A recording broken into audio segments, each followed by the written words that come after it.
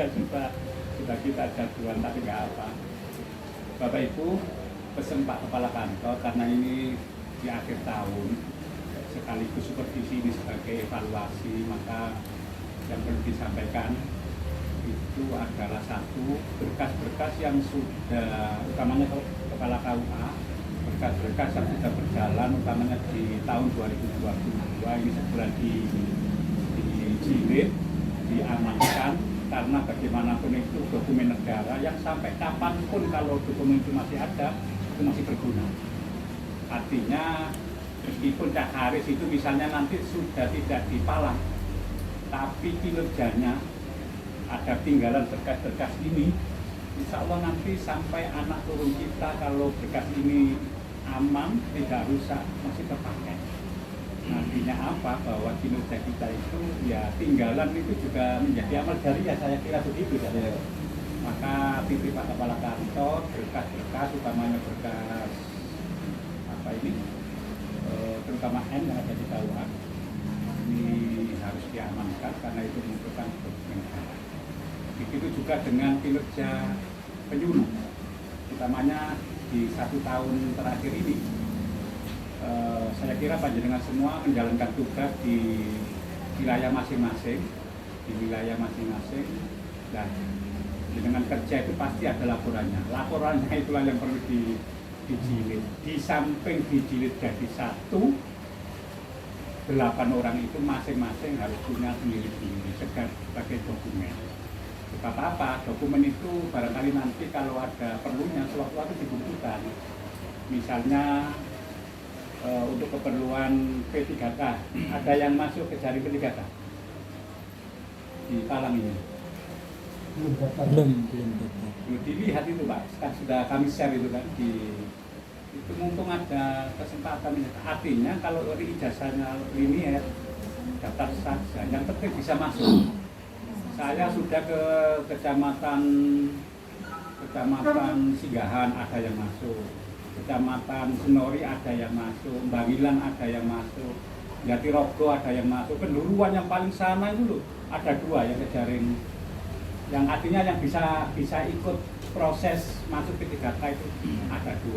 Saya kira Palang ini kan harus ada, makanya harus diikuti Eman kalau kita ikuti. Ya, utamanya untuk pemberkasan itu barangkali nanti dokumen yang dalam 1 tahun itu dijilid dengan baik.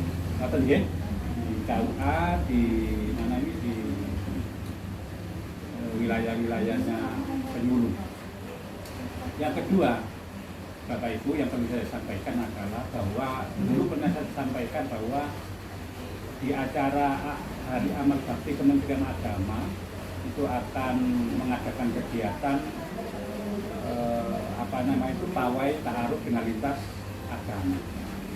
Kemudian oleh pimpinan setelah dikaji ditelaah dengan berbagai pertimbangan dan kebijakan beliau Pak Dr. Haji Ahmad Munir untuk pawai ta'aruf yang turun ke jalan itu off dulu, itu tahun 2022 ini. Gantinya nanti tetap ada kegiatan bersama lintas agama itu nanti insya Allah tanggal 10 Januari tahun 2023 yang kami kemas dalam acara silaturahim dan pembinaan terkait moderasi beragama berbasis keluarga maslahah. Ini yang kita undang nanti jajaran pejabat di Kementerian Agama, jadi pimpinan di Indo, kemudian Kepala KUA Kabupaten Tuban, pengawas Kabupaten Tuban, penyuluh baik PAH maupun PAI Binalis Kabupaten Tuban akan kami undang, terus tokoh agama, lintas agama, penyuluhnya dan pemudanya juga nanti akan kami undang, kira-kira hampir ratusan itu, sekitar 400 yang sudah kami komunikasikan, tempatnya kami pilih nanti di Klenteng. Dan nanti di dalam acara itu nanti ada sambutan atau penyambutan dari pihak Klenteng Barongsai yang itu juara nomor 1 se-Indonesia itu setelah ada dilombakan ini. Itu ban ini punya Barongsai yang nomor 1 setelah perlombaan kemarin itu nomor 1 se-Indonesia, bukan setuban tapi se-Indonesia. nomor 1 itu nanti akan dipertontonkan atau untuk menyambut jenengan itu baru kemarin saya sudah komunikasi dengan pihak kelenteng.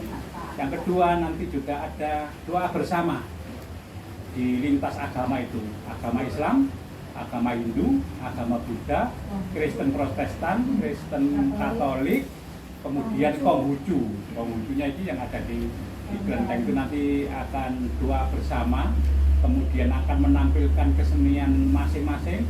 Terus pokoknya nanti kita tumplek lintas agama di kelenteng. Ya sekali-kali di kelenteng, tidak di Kemenang terus. Dan mereka itu sangat senang dan menyambut dengan baik kalau kegiatan itu ditaruh di kelenteng. Kemarin itu ini sebagai penghormatan Pak, kalau kegiatan lintas agama ini ditaruh di kelenteng. Gitu Bu Musla. Cuma di sana kemarin itu setelah saya melihat gedung-gedungnya yang kemarin kita pakai tempo hari itu gak muat Bu Musla, itu hanya 100. Kemudian yang sebelah sana itu sebenarnya muat ribuan muat, tapi ini bangunannya itu terlalu pendek, sehingga kemarin saya sepakati di lorong itu kalau sekitar 400-500 muat itu. Insya Allah di situ nanti. Yang tempat peribadatan itu? Bukan, yang di lorongnya. Yang di lorong masuk itu Bu Musla.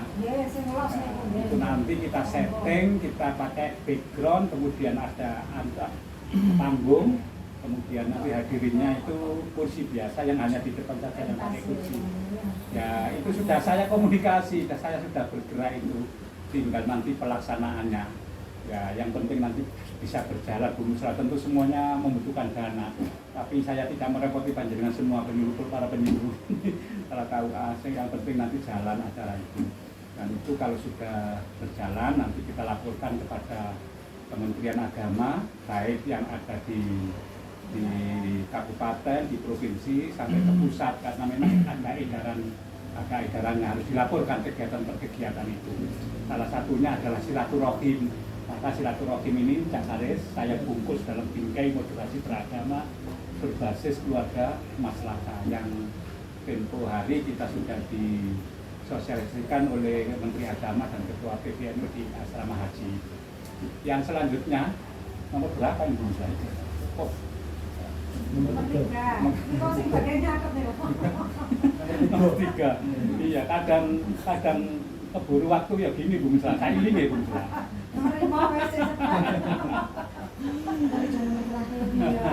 Ketiga terakhir Bu Musla ya. Ya mewakili Bapak Kepala Kantor karena beliau tidak bisa hadir di tengah-tengah kita, tentu atas nama pimpinan kami mengucapkan terima kasih yang sebesar-besarnya memberikan penghargaan yang setinggi-tingginya kepada Kepala KUA beserta jajarannya dan juga para penyuluh, juga pengawas. Ya, ini ada pengawas ini. Kalau saya berbicara tentang pengawas itu tidak makomnya Gus. Jadi saya tidak menyinggung terkait pengawas. Dalam 1 tahun terakhir ini Palang alhamdulillah tidak ada persoalan dan damai-damai saja. Malah yang kami tangkap, kami peroleh informasi dan sudah diinformasikan bahkan Palang ini sudah ada beberapa event kegiatan yang kemudian itu menjuarai, baik di tingkat kecamatan sendiri sudah berjalan bimbingnya, ditingkatkan lagi tingkat kabupaten yang kemudian kolaborasi dengan pihak puskesmas juga juara 1, dan masih banyak lagi kegiatan dari KUA maupun penyuluh yang sinergi yang itu bisa dirasakan oleh umat khususnya yang ada di Kecamatan Palang dan Kabupaten. Bapak Ibu yang kami hormati, selanjutnya angan-angan saya, kemudian ini nanti yang kami programkan dan ini sudah saya sampaikan di beberapa kecamatan yang saya datangi, dan saat ini saya di Palang saya sampaikan ini ada Bapak Kepala lengkap penyuluhnya hadir, ini ada pengawas. Di tahun 2022 ini mohon kegiatan-kegiatan yang dilaksanakan itu bisa dinikmati oleh umat, artinya bisa dinikmati dan disaksikan manfaatnya oleh masyarakat banyak. Kalau misalnya jenengan dakwah di atas panggung barangkali itu hanya bisa didengarkan, bisa dinikmati audiens yang ada. Pak Kepala KUA ketika memberikan win-win barangkali hanya peserta win-win yang bisa mendengarkan dan bisa mengambil hikmah. Tetapi kalau kegiatan-kegiatan itu kemudian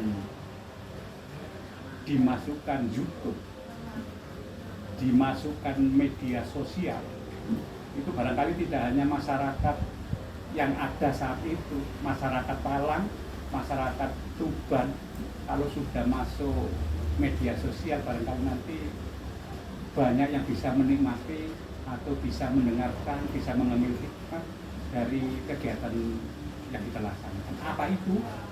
Tahun 2023 kami mewajibkan setiap KUA punya akun YouTube, punya akun web, sehingga semua kegiatan itu nanti bisa ditransfer ke situ. Saya kira Palang ini bisa. Yang sudah berjalan ini kan satu Soko, Bu ya. Soko itu memang kami dorong terus. Setiap kegiatan itu masuk di YouTube. Kalau di Kemenang, alhamdulillah sudah setiap hari itu bisa kita nikmati, bukan hanya 1-2, bahkan kadang sehari itu 5. Itu artinya apa? Bahwa kegiatan kita yang positif itu harus kita sebarluaskan, karena sekarang ini eranya era digital, ya harus kita mengikuti perkembangan zaman itu lewat media sosial. Sudah punya Mbak Dewi sini, Mbak Dewi ya? FB. Iya, kalau FB saya punya. FB itu barangkali kurang, gaungnya kurang, Mbak. Jadi tak kalah, nah, nanti dibuat akun YouTube, kemudian punya kegiatan dimasukkan. Dan pesan saya ketika memasukkan program kegiatan di YouTube, di Facebook maupun di web-web yang lain, jangan kemudian menambah masalah. Artinya kalau menayangkan kegiatan kemudian menambah masalah, itu yang kemudian membawa beban lagi, tak boleh itu. Tak boleh. Makanya ketika memasukkan kegiatan di media sosial harus diseleksi dulu, dirapatkan dulu. Kira-kira ini di-share itu ada dampak tidaknya. Nah itu perlu dikaji itu. Jangan seperti Sule misalnya, Dewi ya. Itu kan pernyataan kemudian membawa dampak yang negatif. Diprotes orang itu di mana-mana. Kemudian ini kita Mirjani, ya kan? Nah, itu kan jangan sampai kita ini membuat konten, membuat kegiatan yang kita upload di media sosial menambah masalah. Pak Yai, para Pak Yai penyuluh ini, kalau kita amati dan kita lihat di YouTube, sekarang ini kan ada pabrik bayi. Nah, ini salah satu contoh apa yang kita bisa ambil apa itu hikmah dari pabrik bayi itu. Dari sisi fikih misalnya.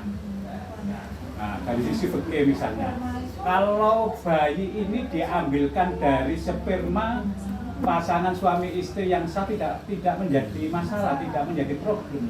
Tetapi kalau sperma ini diambil dari para wanita-wanita, dari laki-laki, kemudian diaduk jadi satu, kemudian disuntikkan dalam satu tabung, kemudian nanti ini persoalannya kan nasabnya ini nanti seperti apa? Kalau misalnya nikah, panai mesti tanya ini walinya siapa? Tentu tidak bisa menjawab karena tidak ada nasabnya yang jelas. Karena tidak ada masalah. Ini kalau dikaji di sisi fikihnya nanti seperti apa, Pak Yai? Itu kalau kemudian dengan mengkaji, kemudian ada dasar dibuat pernyataan, kemudian di-YouTube-kan fatwanya dari Kepala KUA Kecamatan Palang, itu luar biasa. Followernya nanti bisa ribuan itu. Kan menarik kan ya. Tapi mampukah itu? Ya harus mampu. Ini judul itu pokoknya sing bombatis, pokoknya isinya singkat itu. Setan seperti Nasab pabrik bayi itu nanti seperti apa? Nah, kan kemudian dikaji. Itu salah satu contoh misalnya. Kalau kepala KUA buat tutorial terkait pelaksanaan nikah saja, itu kalau bisa dinikmati itu kan menjadi dakwah, menjadi bahan bagi anak-anak cucu kita itu. Karena bisa dinikmati orang banyak. Hanya tutorial pelaksanaan akad nikah yang di situ ada kedua calon temanten, ada wali, ada saksi, ada yang menikahkan. Itu kalau dibuat tutorial misalnya Pak Malik, ya tentu ada kemasannya, tidak sekedar datang di foto, enggak. Jadi kemas yang bagus itu menjadi amal jariah saya kira. Jadi terakhir ini nanti saya tekankan di seluruh KUA wajib punya akun YouTube, tidak sekedar Facebook, tidak sekedar WhatsApp. Nah, itu sebagai wadah kegiatan kita yang bisa kita salurkan lewat media sosial di akun YouTube KUA masing-masing. Atas nama KUA saja, Bapak. Jadi nanti penyuluh, pengawas, nanti bisa gabung di akun YouTube-nya KUA. Saya kira begitu, karena sudah jam berapa ini? Sudah jam 2 lebih, ada berapa tadi? 4 rumuslah ya yang saya sampaikan. Saya kira itu kalau ditindaklanjuti itu sudah luar biasa. Sekali lagi Bapak-bapak, Ibu-ibu, utamanya Pak Kepala KUA, atas nama pimpinan kami mengucapkan terima kasih yang sebesar-besarnya, memberikan penghormatan yang setinggi-tingginya atas kinerja yang dicapai KUA Kecamatan Palang beserta stakeholdernya. Ada pengawas, ada penyuluh. Terima kasih sekali lagi. Terima kasih. Wassalamualaikum warahmatullahi wabarakatuh. Waalaikumsalam warahmatullahi wabarakatuh. Selanjutnya